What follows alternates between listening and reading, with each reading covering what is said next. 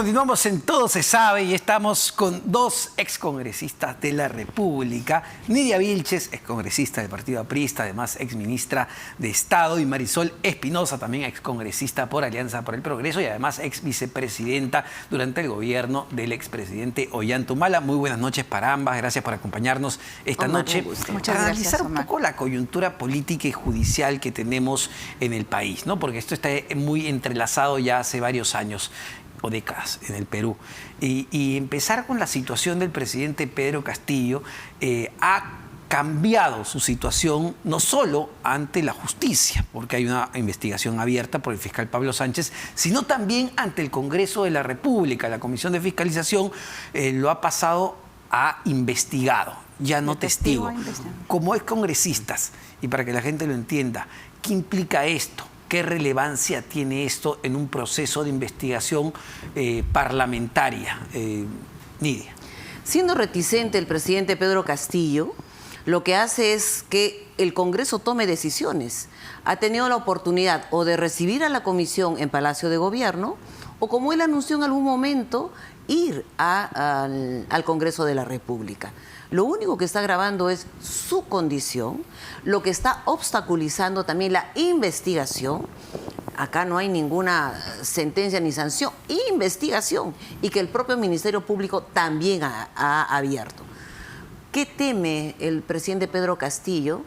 Y ser renuente a no asistir ni a la Comisión de Fiscalización, menos aún a la a la Fiscalía, que ha pedido que se le postergue, pero yo no sé si esa postergación significa no ir. Claro, pero en términos prácticos, ¿qué va a cambiar para el presidente en relación al Parlamento? Porque me queda claro que siendo investigado por el Ministerio Público, ya no puede excusarse y mandar, digamos, sus respuestas por texto, casi tratando de esquivar las preguntas. ¿Qué cambia en el Parlamento siendo investigado y ya no testigo? Bueno, como testigo, tú puedes ir a contar hechos o a ver, a presentar situaciones. En cambio, como investigado es una situación diferente, es una situación en la que tú tienes que ir a defenderte de determinadas acusaciones. Y aquí creo que es importante la situación de la investidura presidencial. La investidura presidencial no solamente marca el camino del liderazgo de quien conduce la nación, de quien personifica la nación. Por eso es muy importante que el presidente acuda, que no tenga una situación de reticencia, porque definitivamente eso pasa al grado siguiente, de testigo a investigado. Me imagino que también será por la situación en que él se siente amenazado por los poderes públicos, y entonces prefiere no ir, no asistir. Pero no es la mejor recomendación. Yo creo que hoy más que nunca, él ha dicho que tiene las manos limpias, que lo ha aprendido de casa. Creo que tiene una gran oportunidad de demostrar, tanto en el Congreso como en el Ministerio Público. Y creo que sobre todo la investigación en el Ministerio Público tiene que ser corroborada. No pueden ser también que los dichos de fulano o cualquier sobredichos. No, creo que es importante porque el Ministerio Público sí tiene la obligación de corroborar los hechos e investigar y además decir qué está pasando. Sí, claro, pero entiendo que justamente la apertura de una investigación a partir de una serie de indicios, lo que buscan es corroborar los hechos, ¿no? Mal se haría, no hablo desde el punto de vista legal, sino como un ciudadano cualquiera, mal se haría a esperar a abrir una investigación de aquí a 5 años o en su calidad de presidente es lo que toca. No sé cuál es su opinión. ¿Por qué el presidente, desde el momento que se presenta esta investigación, se quiere victimizar? Y por lo dicho ahora por Marisol, dice, tiene la amenaza del Ministerio Público, los poderes del Estado. ¿Por qué más bien no aclara? Y lo que tenemos aquí no solamente son los indicios en el Ministerio de Transportes y Comunicaciones. Ahora han ampliado al Ministerio de Vivienda, al Ministerio de Energía y Minas, donde se tiene el mayor presupuesto. En el MTC tiene el mayor presupuesto para inversiones. Y le sigue vivienda. Le sigue vivienda, educación, salud y también energía y minas. Y para nadie es oculto que con sus aliados, Pedro Castillo ha parcelado prácticamente los ministerios. Y en estos ministerios se han estado haciendo negocios particulares, como tal cual están mencionando ahora los colaboradores eficaces. Está hablando la gente del interior, quienes han trabajado en la campaña. No están hablando los que podrían ser opositores, porque lo dijimos, advertimos, dijimos cómo es que Vladimir Cerrón trabajaba en la región Junín. Lo mismo está en la práctica trabajando en aquellos ministerios, en salud, el Ministerio de Energía y Minas, que aparentemente esto está a cargo de el secretario general de Perú Libre, pero los otros ministerios a cargo de directamente el manejo en transportes, en vivienda, de Pedro Castillo. Hace muy bien el Ministerio Público de incluir en estos indicios a los otros ministerios donde hay un mayor número de presupuesto en inversiones, donde también se estarían produciendo algunos arreglos y negociaciones bajo la mesa. Y haría bien, se lo pregunto, Marisol, ¿haría bien el Poder Judicial al permitirle al fiscal Pablo Sánchez seguir investigando este caso en torno al presidente Castillo? Nada menos se le acusa de ser la cabeza de una organización criminal. ¿Haría bien el Poder Judicial o, por el contrario, se debería esperar a que culmine su mandato? Bueno, el artículo 117 de la Constitución es bastante claro respecto al tema de la investigación. A quien le corresponde realizar la investigación es definitivamente al fiscal de la Nación, o sea, es dentro de sus funciones. Pero no olvidemos que el sistema está diseñado para proteger, vuelvo a señalar, la investidura presidencial. La investidura presidencial definitivamente pasa, en este caso, por una investigación. Lo que no puede ser el presidente durante su mandato es acusado. Tiene que esperar a que culmine y es el único, bueno, ahora es la única figura que tiene estas prerrogativas, ¿no? Porque ya desaparecieron del Congreso y la única figura que tiene protección a su investidura es el presidente de la República y los fiscales, ¿no? Entonces, lo que corresponde, vuelvo a señalar, creo que abriendo una investigación, lo que no se puede hacer es sostener una investigación también 5 años, 10 años, 15 años. Creo que una de las malas prácticas que se ha estado utilizando, y lo que sí se debe es aclarar, porque lo primero que te hacen los fiscales es señalar es la cabecilla de una organización criminal cuando son 2 o 3 personas, o es el cabecilla de una organización criminal. Es una figura muy genérica, jurídicamente hablando. Lo que sí se tiene que hacer es investigar y con los datos, las investigaciones, los audios, los videos que tienen, los medios de prueba que tienen, corroborarlos. Esa es su obligación, porque no se puede vivir en medio de una situación de investigación permanente con habría, supondría, diría. Creo que es clave la investigación. Sí, claro. Ahora, lo que dice el abogado del presidente Benny Espinosa hace un instante con Fernando Carvalho aquí, es que lo que estaría buscando el fiscal de la Nación es darle insumos suficientes al Congreso de la República para en la práctica buscar la vacancia del presidente Pedro Castillo, que ese sería el objetivo principal de abrirle una investigación que finalmente no puede proceder a la acusación en esta etapa. Bueno, yo creo que la estrategia del defensor del presidente Castillo está totalmente equivocada. La Fiscalía tiene esa razón, justamente buscar todos aquellos indicios que lleven a sustentar justamente todos los actos de corrupción que se estaría sucediendo en cada uno de estos ministerios. Miren, el Ministerio de Transportes y Comunicaciones tiene 8.700 millones de soles solamente en inversiones. Vivienda, más de 2.000 millones de soles solo para inversiones. Y tengamos en cuenta que el ministro de Vivienda está desde el inicio, o sea, tiene 10 meses de ejercicio. Y qué interesante, no les interesa la ejecución propiamente, sino los arreglos que pudiera haber. Vivienda solo ha ejecutado, mira, el 12% de su presupuesto. Entonces, ¿qué sucede? Por eso, lo que está haciendo la Fiscalía, muy bien. porque el Congreso de la República también tendrá, en la investigación que hace, tendrá indicios, lógicamente que facilitará al Ministerio Público. Son dos ámbitos importantes que investigan y que podrán encontrar indicios que puedan servir para, lógicamente, demostrar la incapacidad del presidente Pedro Castillo. Es interesante. Son dos investigaciones diferentes. Sí, la claro. investigación del Congreso Política es y la una judicial. básicamente política. Solo como paréntesis, porque me parece importante, no se menciona mucho, efectivamente, el ministro de Vivienda, Construcción y Saneamiento es Heiner Alvarado, ¿verdad?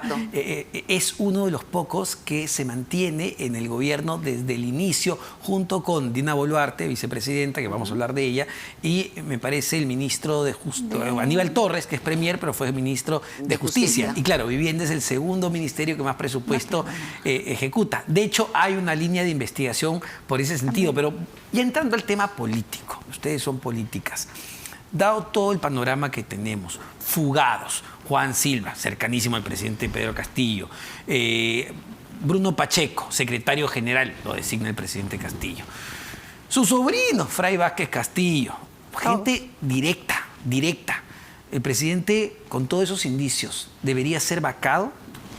Bueno, definitivamente un entorno presidencial no nada, bastante complicado, un entorno en el que ha visto el Estado como botín, ¿no? Vemos los sobrinos del presidente, el secretario, el ministro que se ha fugado en las narices de la policía, del sistema de seguridad y además de la propia sistema de justicia, ¿no? Porque el sistema de justicia sabe cuando una persona ya está con orden de detención preliminar o otro tipo de medida y debieron prever esta situación. Definitivamente estamos ante un entorno que lo que ha generado no solamente es la desconfianza, sino ha generado una situación de conflicto en torno a la imagen presidencial y ha generado una situación de inestabilidad, porque el Perú vive en una situación de crisis cuando el gobierno tendría que estar efectivamente administrando los recursos del país y más en una época tan crítica. No olvidemos que estamos saliendo de una pandemia y adicionalmente en medio de una grave crisis alimentaria, porque el granero del mundo está en guerra. Claro, entonces, pero ¿cuál debería ser, digamos, la posición finalmente del Congreso de la República? Es decir, ya la posición que le corresponde de fiscalización, control político, pero llegar esto a la vacancia e investigación, dependiendo de las pruebas que puedan mostrar. La misma pregunta, Nidia. Bueno, yo creo que el Congreso hasta ahora está pasando muy tibiamente estos indicios, denuncias de los colaboradores eficaces. A estas alturas de los 10 meses de gestión, hay investigaciones abiertas, pero también hay indicios, no solamente de las personas que están fugadas, que tú muy bien has señalado. También están los dinámicos del centro, que son los que financiaron la campaña de Pedro Castillo y que simplemente no están habidos. Se dijo que estarían fuera del Perú, como ahora el exministro de Transportes. ¿Qué necesita hacer el Congreso? Ponerse los pantalones y realmente vacar al presidente Castillo. A mí me dio mucho gusto escuchar ahora a Marisol Espinosa en la primera parte, pero en realidad usted tiene una bancada muy importante, mi querida Marisol, y esa bancada es tibia y no frontalmente no combate la corrupción. Aquí no hay posibilidad de tibiezas. Las distintas bancadas han demostrado en distintos momentos, en 2 oportunidades, donde se han votado la vacancia del presidente Castillo, muchos de ellos han avalado al presidente Castillo. ¿Qué quieren que suceda en el país?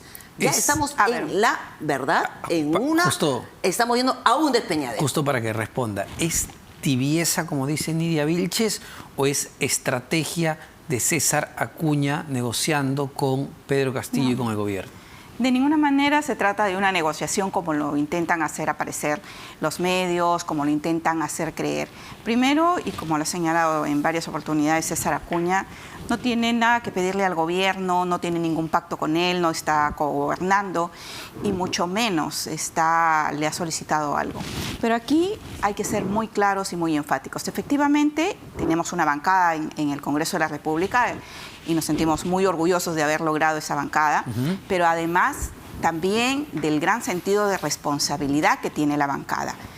Es muy fácil hacer mala política diciendo vaquen al presidente, pero también es responsabilidad del Congreso, responsabilidad del país, garantizar la gobernabilidad del país. Yo sé que hay para muchos es complicado entender la palabra gobernabilidad, pero la gobernabilidad significa tener las pruebas. También creo que esto es fundamental.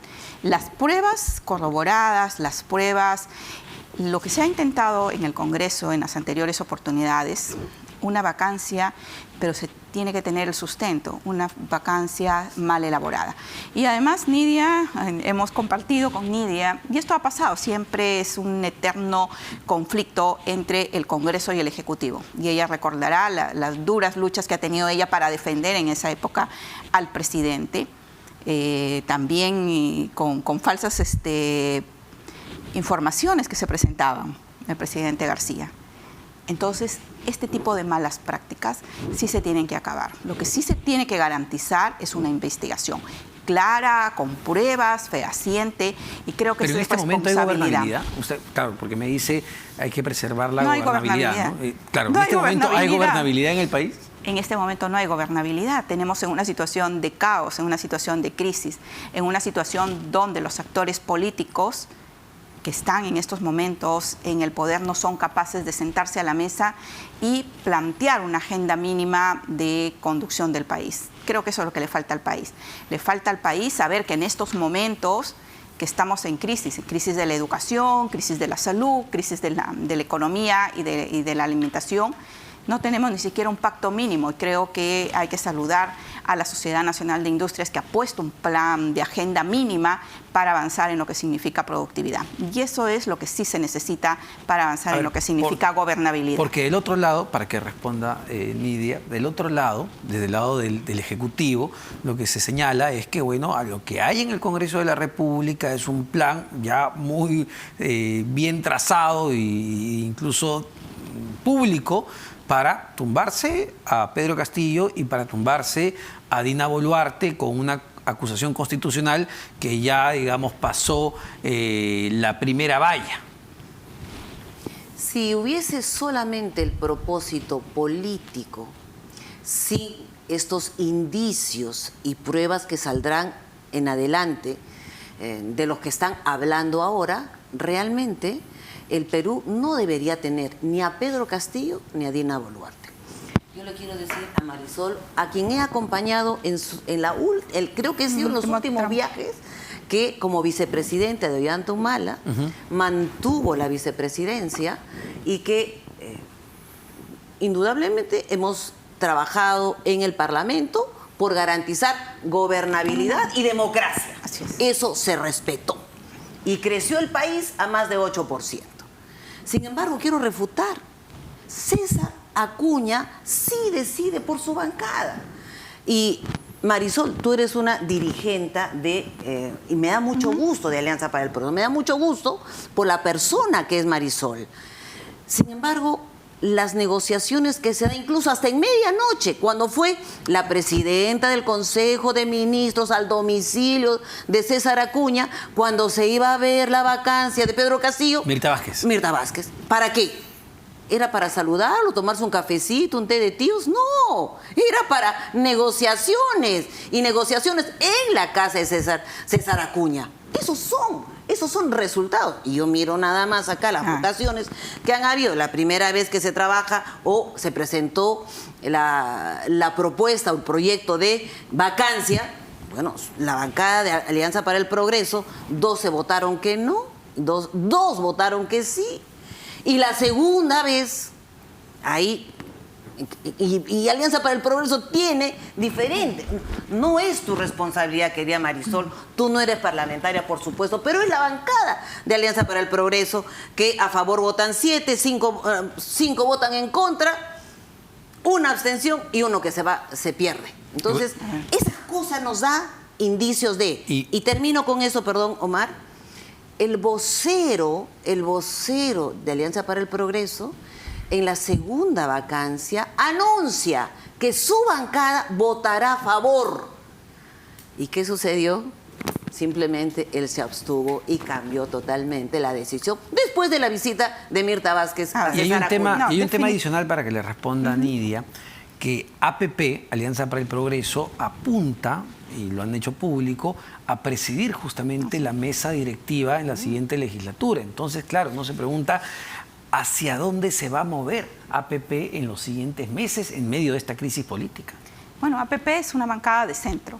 Es una bancada que, vuelvo a señalar, siempre ha buscado tender puentes, y el principio fundamental, y Nidia lo sabe, en todos los gobiernos el primer año siempre se le otorga al presidente por lo menos la oportunidad de poder gobernar. Han sido una situación crítica, no es la situación de la que todos esperábamos definitivamente, pero es lo que votó la población. Es lo que votó, es lo que decidió y es lo que la democracia hoy puso en el gobierno al presidente Castillo. Creo que nosotros tenemos un control político y una tarea de fiscalización, pero esa tarea de fiscalización la ejerce Alianza para el Progreso con mucha responsabilidad, sin dádivas, sin pedidos y sin ningún negociado sobre la mesa como se intenta hacer a parecer. Ahora, ¿quién debería, justo relacionado a eso, quién debería presidir la siguiente mesa directiva? Insisto, APP entiendo que ya está en conversaciones para buscar esto con otros grupos políticos. Además, entiendo que había un acuerdo al que habían llegado. ¿Debería ser APP? ¿Quién en particular? En realidad tenemos 130 parlamentarios, que alguno de ellos podría ser. Votos son los que cuentan. Y si miramos bancadas sólidas, la bancada del partido de gobierno simplemente se desinfló y quedaron solamente 16 teniendo sus bancadas. Seguramente que votarán en algún momento. Sin embargo, no hay poder de negociación en ellos. Pero sí sigue teniendo Acción Popular, Alianza para el Progreso, Fuerza Popular. Las fuerzas internas podrían hacer que o esa Alianza para el Progreso, que tiene un acuerdo, yo diría bajo la mesa, porque concuerdo, debería ser sobre la mesa. ¿Sobre qué hay un acuerdo entre aquellos partidos políticos que hoy están en la mesa directiva? Está en la presidencia Acción Popular, está en las vicepresidencias Alianza para el Progreso, Avanza País, y está Podemos, que ya no es bancada, porque ya perdió su número de 5, ya no es bancada. Por tanto, la correlación de fuerzas, y creo que debería estar aquí la agenda país, no los intereses del presidente de Alianza para el Progreso. Debería estar aquí los intereses del país. Por ejemplo, muy bien lo ha puesto Marisol, la emergencia alimentaria. Esa emergencia alimentaria no constituida en nuestro país, ¿qué nos lleva? ¿Solo a comprar urea? Urea por 348 millones, cuando realmente en las cifras dicen solo 228 millones.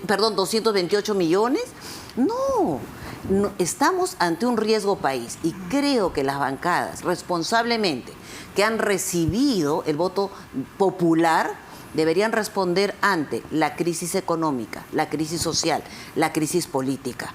Creo que ahí deberían haber temas gruesos que nos permitan gobernabilidad. Permítanme ir a un punto muy específico que tiene que ver con esto en su calidad de exministra y exvicepresidenta. La situación de Dina Boluarte, que siguió firmando como presidenta del Club Departamental de Apurímac mientras es ministra de Estado, ministra de Desarrollo e Inclusión Social y vicepresidenta. Según lo que sabemos y lo que ha informado ya la Contraloría, una acusación constitucional hacia ella, ¿procede o no desde su punto de vista, Marisol? Bueno, la investigación que se está realizando sobre ella es básicamente sobre el caso, el cargo que ejerce de ministra, porque sobre ministra sí está puntualizado que no puedes ejercer, igual también desde la vicepresidencia, pero en el caso de la vicepresidencia es diferente, es una situación a ella es investigada básicamente por el cargo de ministra, porque no puede representar ningún tipo de interés en ejerciendo el cargo.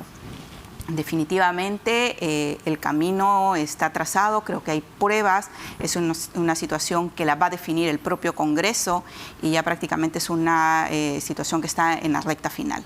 Pero yo también quería terminar y decir, por favor. Los partidos políticos hoy han perdido el rol preponderante y eso es importante que se recobre, vuelvo a señalar, el liderazgo de los partidos. Y por eso también es importante que las bancadas, los partidos que tienen bancadas, tengan participación activa en la elección de la mesa. Una de las prácticas más comunes es salirte y formar tu propia bancada, porque prácticamente recibes las mismas condiciones de una bancada y puedes también participar en la mesa directiva. Creo que estas situaciones que se han venido registrando durante los últimos años, tanto de salir de las bancadas, formar su propia bancada, pero además es la informalidad trasladada al Congreso. La informalidad que todos condenamos y que todos reclamamos se trasluce en gente que no tiene partido político, que no tiene fuera un respaldo de haber trabajado partido político, simplemente grupos que se forman para sus intereses particulares. Y esto sí debe de condenarse, porque así no logras avanzar y no logras tener mínimo una agenda país. Pero solo rapidito, porque no me quedó claro su respuesta sobre Dina Boluarte. Muy en concreto, ¿debería ser inhabilitada de la vicepresidencia, sí o no? Yo tengo una situación de conflicto sobre ese tema, ¿no? El tema de la vicepresidencia, una de las situaciones muy típicas que se presentan cuando hay vicepresidentes es el ataque a los vicepresidentes. Cuando uno habla de gobernabilidad, cuando habla de democracia, precisamente la gobernabilidad y la democracia deben garantizar también la sucesión. Y lamentablemente, en el caso de la señora Dina, ha vulnerado ese principio fundamental.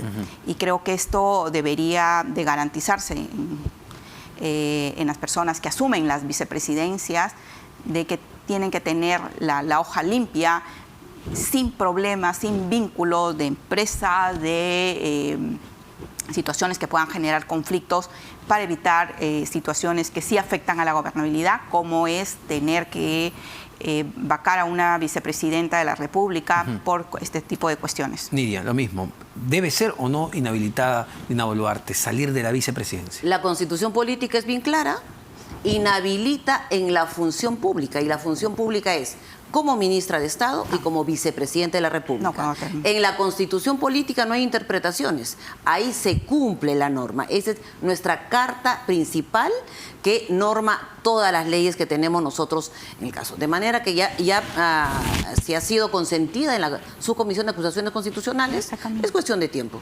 Es cuestión de tiempo. Me gustaría que escuchemos juntos a ver algo que ha sucedido hace instantes en el Pleno del Congreso, una discusión entre la congresista del Partido Morado, Susel Paredes, y la congresista Moyano, Marta Moyano, de Fuerza Popular, sobre este tema que tiene que ver con el informe que presentó el congresista Jorge Montoya sobre el supuesto fraude en las elecciones del 2021. Vamos a escuchar qué es lo que sucedió. La misma gente que dicen que le han falsificado su firma dice, es mi firma. ¿Saben qué es un fraude? Esta comisión es un fraude, señora presidenta. ¿Sabe por qué? ¿Sabe por qué esta comisión es un fraude? Antes que sigan gritando, es un fraude porque se ha gastado un montón de plata y no se ha podido concluir nada determinante para que no grite. Tiene la palabra la congresista Moyano. Gracias, presidenta. Le voy a pedir con mucho cariño a la compañera Susel que por favor sí haga su intervención y defienda lo que tenga que defender, pero no puede ofender una comisión que ha sido aprobada acá en el Pleno. Le pido que retira esa palabra y continuamos y todo normal, en paz, ¿ok? Gracias. Gracias, congresista. Lamentablemente... Congresista Susel, por favor, atendamos el pedido y en atención al respeto que siempre nosotros invocamos. Así es. Por favor, se le solicita retire la palabra. ¿Sabe por qué no puedo retirar la palabra? Porque mi absoluta interna convicción personal pienso que esa comisión es un fraude. ¿Sabe por qué? Sí. producto de esas elecciones. ¿Cómo voy a decir que hubo fraude si me han elegido a mí en esas elecciones generales? Entonces, yo quisiera que en todo caso... Congresista Susel, simplemente para nosotros mantener el orden y sobre todo el respeto, repito, que siempre... Este incidente que ocurrió en el Pleno del Congreso hace instantes, un comentario breve, digamos, a ver, de lo que ya se discutió muchísimo en los últimos meses, se acudió a la OEA. No sé cuál es la posición de Marisol, me queda mucho más clara la posición de Nidia, pero por favor, Marisol. Bueno, respecto al tema de fraude, bueno, hay una investigación, creo que hasta ahora no ha tenido ningún resultado, pero hay muchas cosas que investigar. Y yo sí tengo una posición bastante clara respecto a la actuación de los organismos electorales. Los organismos electorales en este momento estamos en un proceso, yo no he visto el proceso, o sea, he visto como participante, pero no conozco del fondo, de las entrañas, el proceso electoral. Sin embargo, hemos visto la posición de no entregar padrones electorales y creo que los organismos electorales tienen la obligación de garantizar transparencia. Y a propósito de esta transparencia, de este manejo técnico, hoy lo que tenemos frente a las convocatorias de las elecciones regionales, municipales, es lo que tenemos unas elecciones que no están prestando ninguna garantía. El tema técnico, el jurado no ha logrado que el servidor que tiene, dijo que iba a ampliar, por ejemplo, a 4 servidores. No ha logrado compatibilizar los servidores y el problema persiste. Yo no entiendo para qué amplía si termina con los mismos problemas. Tumbes, Loreto, Madre de Dios, en Fiscarral, no se pueden conectar. Además, no permite, por ejemplo, que las hojas de vida todas las instrucciones se entreguen en físico, contraviniendo... tecnológico detrás que sí entiendo va a generar complicaciones y ha ampliado además la fecha hasta por 72 horas. Pero, a ver, nuevamente para concluir este tema, fraude, malos perdedores, ¿qué hay detrás con esta historia? Bueno, indudablemente, si el Congreso ha formado una comisión para investigar sobre el fraude, algo tendrán que responder quienes han mencionado que se habría pagado 3 millones de soles al presidente del Jurado Nacional de Elecciones para que deje oleado y sacramentado el proceso electoral. Mira, hay demasiada información que esta comisión, lógicamente, tendrá que concluir en un informe que si ha presentado no lo conozco, sin embargo, eso es lo que dice el entorno más cercano. Pero lo que dice muy bien, trae ahora el proceso electoral municipal y regional. ¿Cómo es posible que en un proceso como el que estamos viviendo, donde no ha cambiado nada, si miramos hacia el año 2018, que fue el proceso electoral municipal y regional, el mismo sistema se ha utilizado en el Jurado Nacional de Elecciones? Pero, oh sorpresa, ahora amplían 3 días más. ¿Y por qué no se nos permitió el año 2021 al partido aprista complementar nuestra inscripción? El propio presidente Salas votó doblemente, porque eran solamente 4 miembros. 2 nos dieron la razón para continuar con nuestra inscripción porque los documentos estaban puestos en el sistema. 2 no, pero como era dirimente el voto del presidente, votó que al APRA no se le permita su inscripción. ¿Qué ha cambiado del año 2021 partidos políticos. y qué ha cambiado el año 22? Salas tiene que explicar ahí. El mismo proceso municipal y regional se llevó acá el año 18. No ha cambiado nada. En el año 18 también hubo problemas y a pesar de esa mala experiencia, el sistema o el soporte técnico no lo han verificado, no ampliaron, ¿verdad? Es más, no ampliaron. Y además han dejado a más de 1.000 personas en todas las regiones que no pueden participar. Es inaudito que vayan por encima de la ley. Vamos a tener que volverlas a invitar. El tiempo evidentemente nos ha quedado muy corto, me quieren matar. Pero, a ver, nos tenemos que despedir. Marisol Espinosa, y lo que nosotros vamos a pedir es una auditoría sobre el sistema, porque lo que no se puede hacer es impedir que las personas participen. Ya lo hicieron con el APRA, ya lo han hecho con el PPC y vamos a ver quién sigue en la lista. Muchísimas gracias. Se aproxima un fraude. Marisol Espinosa y Nidia Vilches, excongresistas de la República. Tenemos que cambiar de tema.